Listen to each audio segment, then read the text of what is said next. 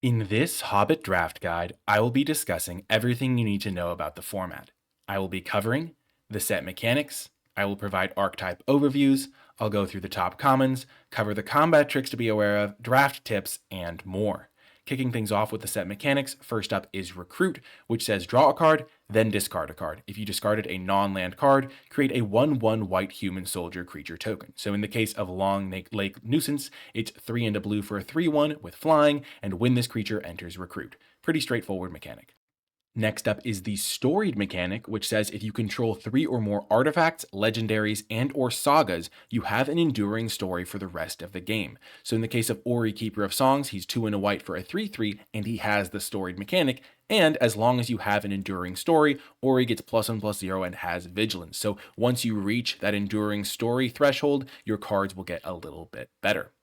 Next is the Amass Goblins mechanic, which is going to be followed by a number. So like Amass Goblins 1, Amass Goblins 2, something of that nature. To amass goblins, X, where X is the number, put X +1/+1 counters on an army you control. It's also a goblin. If you don't control an army, create a 0/0 black goblin army creature token first. So if you are going to like amass goblins on turn 1 with Tidings of War, then you'll make that 0/0 goblin army and put a +1/+1 counter onto it. Or if you are going to be casting the flashback mode when you already have an army, it's going to be flashback amass goblins 3 instead, so you'll put 3 counters onto an existing goblin army. However, if you have that first goblin army, it trades off or dies somehow. When you do the flashback mode, you'll create a new goblin army and put 3 counters onto the new one. Next up is the adventure mechanic. It is going to give you some extra modes on your cards where you can cast the adventure early and then cast the main card later. So in the case of Bjorn Reluctant Host, you can spend 4 and a green for a 5/5 trample, or if you want to cast the Till Intend adventure at some point before you cast the 5/5, you can spend 1 and a green to cast the sorcery, which says you may play an additional land this turn, then you exile the Bjorn, and you can cast the creature later from exile. So you can either just spend 5 mana for a 5/5 trample, or you can spend Till Intend earlier and then spend 5 mana for a 5/5 trample later on. Moving on to the archetypes, first up is Red White, which is a dwarf deck that cares about the storied mechanics. So Thorin Oakenshield is great for this deck. It's Red White for a 3/2 with trample and storied, and as long as you have an enduring story, artifacts and creatures you control have ward 1. So a nice aggressive threat, gets the curve started, and then makes it harder for your opponent to answer your cards in play. Bifur Melodic Rider is a great top-end card for this deck. It's 4 red white hybrid mana, so 6 mana for a 4/5 with storied. Whenever Bifur enters or attacks, put a +1/+1 counter on target creature, so 6 mana for 5/6 worth of stats. But as long as you have an enduring story, if an ability of a dwarf you control triggers, that ability triggers an additional time. So that means that Bifur will be putting 2 counters on things when he enters or attacks if you have that enduring story mode enabled. And then Dory, Bearer of Friends, is a nice enabler card for this deck because while it doesn't have the storied mechanic, he's a legendary creature, and when Dory enters, he's 2 and a red for a 3/2 with trample, and he enters and creates a treasure token, so that puts you 2/3 of the way towards your enduring story with just 1 card because he makes an artifact and he's a legendary creature. So if you go like Thorin Oakenshield into Dory, Bearer of Friends, boom, you immediately have your enduring story for the rest of the game. And that's going to be quite effective. So Dory, a nice synergy piece for this deck. One archetype tip when drafting this strategy is put extra thought into managing your legendary creatures. And this applies to both the draft portion and the gameplay portion, and I guess deck building as well, which I'm kind of grouping in with the draft portion. But during the draft portion, you don't want to be taking too many copies of the same legendary creature because you don't want to have them stuck in your hand during the game. So if you have Nori, Teller of Tales already in your draft pool, maybe like lower it down in your priority a little bit so you don't get too many copies of it, because you don't want to be in a situation where you draw 2 of them in your opening hand or something like that. Similarly, once you're in the games, if you know you have a couple copies of it in your deck, definitely think about like trading it off a little bit more during your games because you might draw the second copy at some point. Before you get your enduring story, though, you want to make sure that you have thoughts on, okay, I want to keep my creatures around so I can get to 3 legendary creatures in play, or however many legendaries plus artifacts plus sagas, that sort of thing, to get your enduring story. And then once you've got the enduring story so your cards will be better, then you can trade your creatures a little bit more. So just put thought into managing your legendary creatures in all stages of the draft, and that will help you do better with red-white. Next up is Blue-White, which is a deck that cares about drawing your second card each turn, often aided by the recruit mechanic. So Bard the Bowman is 1 white-blue for a 1/3 human archer with reach. And whenever you draw your second card each turn, put a +1/+1 counter on target creature. It gains lifelink until end of turn. So a really nice payoff for the strategy. Lake Town Toymaker is another nice payoff. It's 3 and a white for a 3/4 and says at the beginning of combat on your turn, if you've drawn 2 or more cards this turn, another target creature you control gets +3/+0 and gains first strike until end of turn. So a nice stats boost temporarily for your cards if you are able to draw your second card on your turn. And then Patient Instructor is another nice little card for this deck. It's 2 and then blue-white hybrid for a 2/2 with Vigilance. When it enters, it recruits. So you draw a card, then discard the card. If you discard that non-land, you'll get that 1/1. So 3 mana for a 2/2 plus a 1/1 would be a pretty decent rate. 3 mana for a 2/2 that loots would be a little bit weaker, but the fact that you have these other payoffs like Bard the Bowman, like Lake Town Toymaker, to boost the synergy of the Patient Instructor makes it the sort of card that you don't mind playing, even if you aren't getting that 1/1 all of the time, because you are getting these other benefits for drawing your second card. One archetype tip for drafting this strategy is be on the lookout for cards that can be recruited away for value. So a card like Eagle's Rescue, it's 2 blue-white hybrid. It enchants a creature. The enchanted creature gets +2/+2 and has flying, but it also has 2 blue-white hybrid. Return this card from your graveyard to the battlefield, attach to target creature you control with power 1 or less, activate only as a sorcery. So if you use a recruit card and discard the Eagle's Rescue, you're going to get a 1/1, and then the Eagle's Rescue can still be used from your graveyard. So if you're keeping an eye out for cards like Eagle's Rescue, cards that have flashback, things of that nature, you can find yourself able to get those 1/1s more consistently while not just putting yourself down spells that you would like to have access to. Next up is Black-Green, which is a deck that cares about Ferocious, which is a keyword for when you have a creature with power 4 or greater. So the Chief Warg is a great 4-drop for this deck, 2 Black-Green for a 3/3 with Menace, and then Ferocious, when you attack with a Ferocious, and while controlling a Ferocious creature, you draw a card and lose 1 life. So getting you a nice stream of cards attached to a 3/3 Menace body for 4. If you're able to get those cards, it's going to be quite nice. Nasty Little Rabbit is a single green mana for a 1/2. Then it has Ferocious. Put a +1/+1 counter on this creature at the beginning of combat on your turn if you have that Ferocious enabled. So comes down early, and then once you get that 4-powered creature into play, it really starts scaling up and becomes a threat your opponent has to deal with, which they will usually have to deal with at a mana disadvantage because you only spent 1 mana on the little rabbit. And then Desolation Prowler is perfect in this sort of strategy as a 2-drop that you can then be 1 and a black for a 2/2, pay 2 life. This creature gets +2/+2 until end of turn, activate only once each turn. But a 2-drop that can enable your Ferocious cards is just exactly what you're looking for. Just imagine the curve of like Nasty Little Rabbit into Desolation Prowler, pay the 2 life so you have the 4/4, all of a sudden Nasty Little Rabbit attacks for 2 on turn 2. Next turn you pay the 2 life again, all of a sudden Nasty Little Rabbit is a 3-powered creature, your Desolation Prowler's hitting them for 4, you're just crushing your opponent, hitting them for so much damage, and all because Desolation Prowler can help your Ferocious cards on as early as turn 2. One archetype tip for this deck is that cards that can buff small creatures into Ferocious enablers get an extra boost. So a card like Troll Negotiations, 2 green for a sorcery, put 2 +1/+1 counters on target creature you control, then it fights target creature and opponent controls, turning one of your 2/2s maybe into a 4/4, or 3/3 into a 5/5, all of a sudden not only are you getting the benefits of the spell, but also you now have a card that helps you enable your Ferocious synergies, which is really nice because sometimes your opponent might be able to ignore those 2/2s or 3/3s that aren't really contributing to your game plan. And so things like Troll Negotiations, things that put counters on creatures, things like Equipments can sometimes be good in this role as well as cards that just help you enable your Ferocious cards. Next up is Black-Red, which is a deck that cares about amassing goblin armies and then sometimes sacrificing those for value. So Bolg of the North, 3 Black-Red for a 5/5. When Bolg enters, you may sacrifice another creature. When you do, Bolg deals damage equal to that creature's power to another target creature. If excess damage was dealt this way, amass goblins X, where X is that excess damage. So it works especially well against things that have like high power, low toughness. So if your opponent has like a 3/1, you can just throw your 1/1 at it and just make that trade happen, which your opponent wouldn't normally want to have happen. And if you do throw a bigger creature at something, you'll get a rebate in terms of making an army a little bit bigger or getting a new army if you don't already have one. Great Ugly Looking Goblin is also quite nice. It has the early mode adventure of 1 and a black, amass goblins 2 at sorcery speed, so you get an early game creature, and then later on you can cast the 5 and a black to make that 4/4 and give your creatures with +1/+1 counters on the menace, which will usually mean your army is going to get menace, which is especially effective if you have a big army, so that when your opponent does have to double block it, you're able to kill both things that they double block with. And then Misty Mountains Raider is another nice top end card for this deck, 4 and a red for a 4/4. Whenever you attack, amass goblins 2. So if you already have an attack enabled when you play the Misty Mountains Raider, you're going to then be able to immediately amass goblins 2. So let's just say you have a 2/2 army in play or something like that. You play the Misty Mountains Raider on turn 5, you attack with that army, amass goblins 2, put 2 counters onto the creature that's attacking, or you just have a separate attack or maybe a random flyer, your grow an army, make a new army. It's just a really nice top end card for this deck. One archetype tip for this deck is that sacrificing your army or trading it quickly is often more effective than growing it into just one giant creature.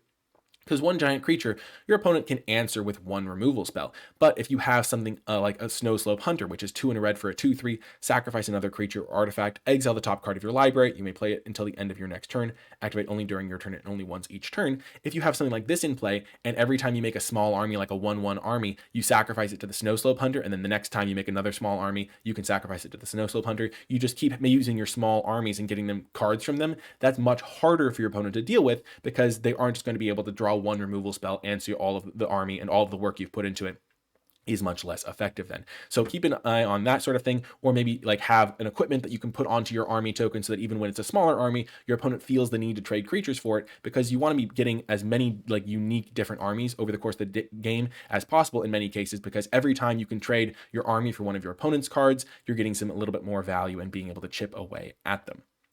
Next up in the final deck is the blue-green Elves Landfall deck. So Sylvan Reveler is a great card for this deck. It's 2 blue-green for a 3/2. When it enters, draw a card, then discard a card. If you discard a land card this way, put it from your graveyard onto the battlefield tapped. So a nice little bit of value as long as you're able to discard a land card. It's going to get you a little bit of a ramp. It's also just drawing you a card, and then you basically get to put an extra land into play, which is pretty nice. And then Landfall, whenever a land you control enters, you may pay 1 blue-green. If you do, return this card from your graveyard to your hand, which is going to be quite nice once you get to the late game when you just maybe need some extra gas and you just like play a land, get back a 3/2 creature, can be quite nice. Thranduil Cinderin Liege is also really good for this deck. It's 2 blue-green hybrid for a 2/3. Other elves you control get +1/+1, and Landfall, whenever a land you control enters, create a 1/1 green elf creature token. And then it has the Sylvan Rally Adventure for 1 blue-green. Sorcery, mill 4 cards, then put up to 2 land cards from among them into your hand. So it can help you find some lands, and then when you're playing lands, you're getting an army of 1/1s that are getting buffed by Thranduil, so pretty nice. And Mirkwood Pathmaker can also be a good card for this sort of strategy. It's 2 and a green for a star, where its power and toughness are equal to the number of lands you control. And so oftentimes you're playing these understated creatures like your Sylvan Revelers, which is just a 4-mana 3/2, and so you fall behind just because you're not deploying as many stats to the board. And so just having like a stats monster, where this can be like a 3-mana 5/5 if you have 5 lands in play, something like that can really help you recover and balance the scales when you're getting value with some of your cards and then getting pure raw stats from other cards. That can be a really nice recipe. And so Mirkwood Pathmaker can be a really big creature in this deck because you do have other cards to help you hit more land drops over time. As a 3-drop, even just as a 3-mana 3/3, it's fine, but once it becomes a 3-mana 4/4, 5/5, or just even bigger over the course of the game, it can be something that you're pretty happy to have. One archetype tip for playing this deck: holding lands can help you in the late game, but be careful if you have card draw spells. So one way that holding lands can be helpful is if you have a card like Bjorn's Hospitality that says whenever a land you control enters, put a +1/+1 counter on target creature you control. It's 1 and a green, and then you can spend 5 green to make it a bear in addition to its other types, where its power and toughness are equal to the number of lands you control. So being able to play lands when you have a Bjorn's Hospitality is quite helpful, but you need to make sure you balance the benefits of holding extra lands in your hand with the downside of, if you draw a card draw spell and you haven't been playing your lands, you might cast your card draw spell and then draw a card that you could have cast if you played all your lands, but you aren't able to. So for example, let's say you have 5 mana in play and you've been holding lands, and then all of a sudden you draw like a 3-mana card draw spell. You cast your card draw spell, one of the cards you draw is a 4-drop. If you had been playing your lands, you maybe could have played that 4-drop, but instead you've been holding your land, so you won't have enough mana to be able to deploy it. And so make sure you're doing that balancing calculation in your head where you're weighing how much card draw you have left in your deck versus how many landfall effects, and you make that decision with like consciously, instead of just defaulting to holding extra lands in your hand or something like that.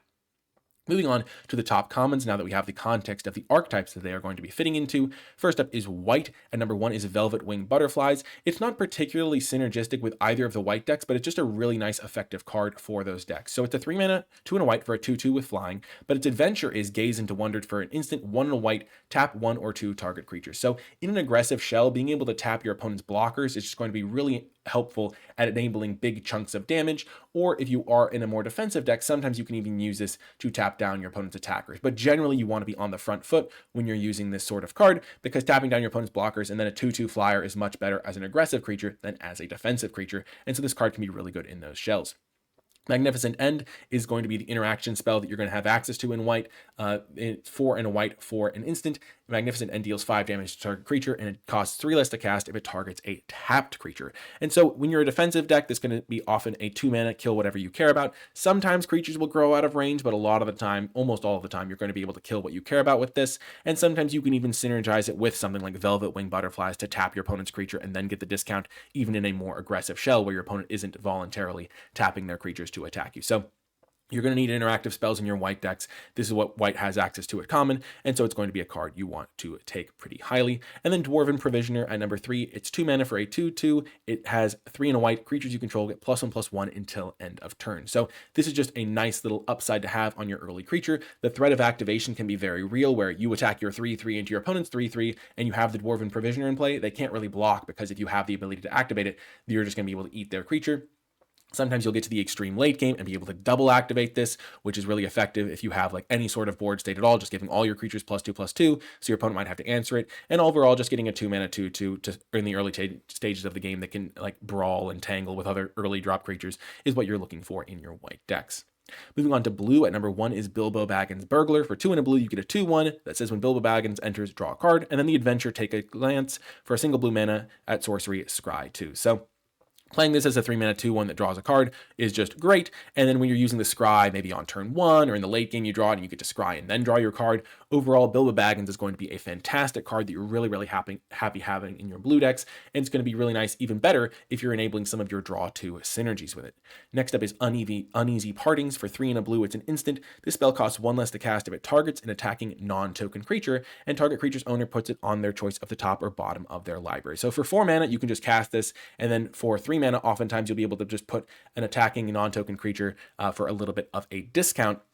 It can target token creatures, it just doesn't get the discount if it's targeting an attacking token creature. So just worth noting as well. If you do want to target an army token with it or something of that nature, you can still target the army. It just, you won't get the discount if you target the army. So keep that in mind. But generally, just as this sort of removal spell, blue gets access to it common, and it's one you're going to be pretty happy playing. And it's also nice because there's plenty of instants in this set, so you can hold up Uneasy Partings while holding up other cards, and that can be pretty effective as well.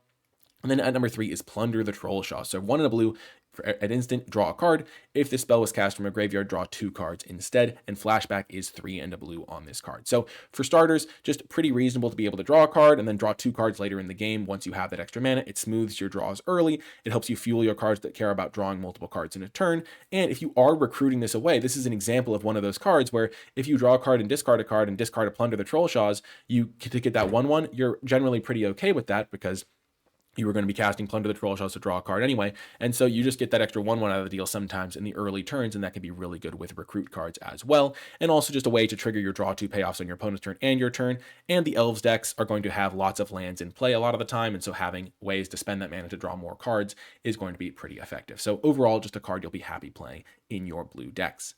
Next up is black. At number 1, Bilbo's Deadly Slice. 1 black for an instant, destroy target creature. You just need to have answers in your deck. An instant speed makes this quite good. Black makes it a little bit harder to cast sometimes, but you're still going to be happy playing this. It deals with anything at instant speed. Definitely worth prioritizing. At number 2 is Rage into the Valley. It's 2 and a black for a sorcery. You draw a card and lose a life, and amass goblins too. So if you don't have an army in play, it's a 2/2 that draws you a card and loses you a life for 3 mana, which is a great rate. It gets a little bit worse if you just put counters onto an existing army, which is why I did mention that oftentimes being able to like trade your armies off and make new creatures is often a little bit better, but it's still going to be getting you stats on the board and helping you dig through your deck, and it's going to be a card you're pretty happy taking as a result. And then at number 3 is Stir Up Trouble. It's a really efficient removal spell if you do have an artifact or creature to sacrifice, because it's 1 black mana, destroy target creature, as an additional cost to cast it, sack an artifact or creature, or pay 4. So in the late game, you can just pay the 4, you don't mind, but oftentimes in the early stages of the game, you can get a really big tempo advantage by like sacrificing a random 1/1 army token or something like that, and being able to just kill one of your opponent's big creatures while deploying something else, getting ahead in the game, and so it can be a really effective removal spell. Next up is red. At number 1 is Pinecone Strike. So 1 in a red, it deals 3 damage to target creature. If that creature would die this turn, exile it instead. You choose one or both. And then destroy target artifact token is the other mode. There are some treasure tokens in this set, and there's also some creatures that make like various equipment tokens. And so sometimes you'll be able to choose both and get value from both, but oftentimes 2 mana, deal 3 instant speed, exile the creature is just a really good card that you want to prioritize. And number 2 is Gundabout Opportunist. So 3 in a red for a 4/2. When it enters, exile the top card of your library until the the end of your next turn, you may play that card. So getting value attached to a 4-mana 4/2 is just a pretty nice place to be. The 4/2 does often block pretty well. Like if your opponent attacks with a 4/4, you can trade your 4/2 for their 4/4. It often will, if it is trying to be more aggressive, be trading down, where your opponent has like a 2-mana 2/2 that the Gundabad would trade for. So just try to avoid making that sort of trade and like keep the Gundabad Opportunist in a spot where it can trade for a creature that has superior stats or at least comparable stats. But regardless, you're getting a nice little 2-for-1 attached to a good body. And then Goblin Town Flunkies is 1 and a red for a 1/1 with haste, and when it enters, amass Goblin 1. So plenty of sacrifice fodder, wears equipments really well because it gives you 2 different bodies that you can put equipments onto, and overall is going to be a really nice card for your red decks, getting the game started early on turn 2. Next up is green, and number 1 is Quarrel. This is the sort of interaction green gets. It's 1 and a green, instant, target creature you control deals damage equal to its power to target creature an opponent controls. So you're going to want to have interaction in your green decks. This is what green has access to at common, and so you're going to have to prioritize it. And number 2 is Guardian of the Halls, 2 mana for a 2/2 with trample, but in the late game it has 5 green, put 3 +1/+1 counters on this creature. And you can just keep activating that. So over the course of multiple turns, it can grow into a 5/5, then an 8/8, but it's generally going to be ending the game before it gets to adding even more counters than that. But basically, you're gonna have to have early game creatures. You're gonna have 2-drops that can trade with your opponent's 2-drops, block, do all of those things. But in the late game, 2-drops can sometimes feel like blank draws, and Guardian of the Halls is a really good draw in the late game, even compared to a lot of 2-drops, because he scales so well thanks to his ability. Or if you have nothing to do with your mana, making your 2/2 into a 5/5 is a pretty substantial thing to do. And then sometimes you also get the benefits of the threat of activation, where if you do have 7 mana, you can attack with this guy, and then your opponent can't necessarily block it with certain creatures because you could activate it, and then you just do something else second main phase, something of that nature. So Guardian of the Halls, definitely a nice 2-drop. And then Bowside Wanderers is 4 green for a 4/4. When this creature enters, look at the top 4 cards of your library. You may reveal a permanent card from among them and put it into your hand. Put the rest on the bottom of your library in a random order. And then landfall, whenever a land you control enters, this creature gets +2/+2 until end of turn. So 6 mana for a 4/4 isn't the best stat line, especially for a defensive card if you're trying to block with this. If you are on the front foot, it's a pretty effective attacker when you do have landfall because it's a 6 mana 6/6. But the fact you are getting some value out of it at the stage in the game where you really just want to be making sure you're continuing to affect the board with like real plays, where your 6-drop finds you another card to play because a permanent is going to generally be like a creature or something like that. That's going to be really nice value for your top end card. And the fact that it does have landfall means that is going to help it attack pretty effectively if you are able to turn the corner. So the 4/4 isn't the best defensive body for 6 mana, but the fact that it gets you some value and attacks pretty well does make up for that. And so overall, it's a card you're going to be pretty happy to have. Moving on to tricks and tips. First thing is the tricks, combat tricks to be aware of. In white, there's Vow to Erebor, so 2 mana, untap a creature, it gets +2/+2 until end of turn. If it's a dwarf, you may attach an equipment you control to it, and Thorin's Last Stand. Those are the 2 common white combat tricks. 2 white, choose 1, creatures you control get +2/+1 until end of turn, destroy target artifact or enchantment, you gain 2 life. So if your opponent makes a big attack, this card should definitely come to mind. There's also uncommons in white that are combat tricks. Boffer Reliable Guardian, 1 mana for a 1/1 with lifelink, but his adventure is target artifact or creature you control gains hexproof and indestructible until end of turn for 1 and a white. And Stone by Sunlight is a removal spell, oftentimes going to be the mode used, but it can also be a protection spell in a pinch, which is choose 1, destroy target creature with power 4 or greater. That's the removal mode. Or until end of turn, target creature becomes an artifact in addition to its other types and gains indestructible. That's the protection mode. There isn't a blue combat trick, but in black there's Reverent Howl. 2 in a black, for an instant, choose 1, target player draws 2 cards and loses 2 life. Notably, that can target your opponent, so if they are at exactly 2, you can use this to finish the job. But also, target creature gets +2/+2 and gains lifelink until end of turn is the combat trick mode. Not the most effective combat trick, but attached to a card draw mode. Sometimes you can use one, sometimes you can use the other, and so the fact it's definitely still worth knowing about this card. Smog's Fury, 1 in a red, target creature gets +3/+0 and gains first strike and reach until end of turn, though generally you want to be using your combat tricks on offense. So even though this does give a creature reach, try to only use combat tricks on defense as a last resort, because if your opponent has an instant speed interactive spell, they can just blow you out if you cast this when they have mana up. So still try to use this on offense. Don't get fooled by the fact that it does give a creature reach, but it's still upside on the card, and generally +3/+0 and first strike is going to win most combats. And then Warg Tactics, 1 in a green, choose 1, destroy target creature with flying, or put a +1/+1 counter on target creature you control. It gains trample and hexproof until end of turn. So those are the combat tricks to be aware of. There are also a couple of flash creatures in the set. There's Long-Bodied Grey Dog, 3 mana for a 2/2 is not a great stat line, but it does have flash and reach, and when it enters, create a tapped treasure token, so still worth knowing about. And then Little Bear, 2 in a green for a 3/2 with flash. When when this creature enters, untap another target creature you control. If that creature is a bear, put a +1/+1 counter on it. So Little Bear and Long-Bodied Grey Dog, they only have 2 toughness, so not necessarily the most effective at ambushing, but if you are like considering attacking with a 1/1, or if you think your opponent might have Little Bear to untap a bigger creature, they're definitely worth knowing about. There's also 3 blue counter spells at various common and uncommon rarities: Confiscate and Bebother. It's 2 and a blue for a instant choose 1 counter target spell unless its controller pays 4, or draw 2 cards, then discard a card. So generally, you're not going to be able to play around this super effectively, because if you don't cast a card worth countering, they can just cast the draw 2, discard a card mode. But if you do have like one good threat and one really good, like one good threat and one card you don't really care about, sometimes you can like factor that in where it's like, okay, I don't care if they counter this, but so I'd rather them counter this than my other card. So you can use that, the knowledge of Confiscate and Bebother in that way, though it's a little bit hard to play around. There's also Sound the Trumpets, 1 blue, counter target spell. If that spell's mana value is 2 or less, recruit. And then Thranduil's Decree, another hard counter, 4 blue for an instant counter target spells for 6 mana. If a permanent spell is countered this way, exile it instead of putting it into its owner's graveyard. You may cast that card without paying its mana cost for as long as it remains exiled. So this is one of those cards where if the opponent has a bunch of cards in hand and 6 mana, then this is definitely a card that should come to mind. And if you do have the ability to cast like a spell that isn't a permanent on that turn, like a removal spell or something like that, where your opponent can counter it, but they aren't going to be able to then cast it for free themselves, that can be definitely something worth doing if you think they have the Thranduil's Decree. But if you're in a spot where it's like they have no cards in hand, they have 1 card in hand, it's oftentimes worth it to just play your spells, because sometimes they just are holding up 6 mana because they don't have anything to do.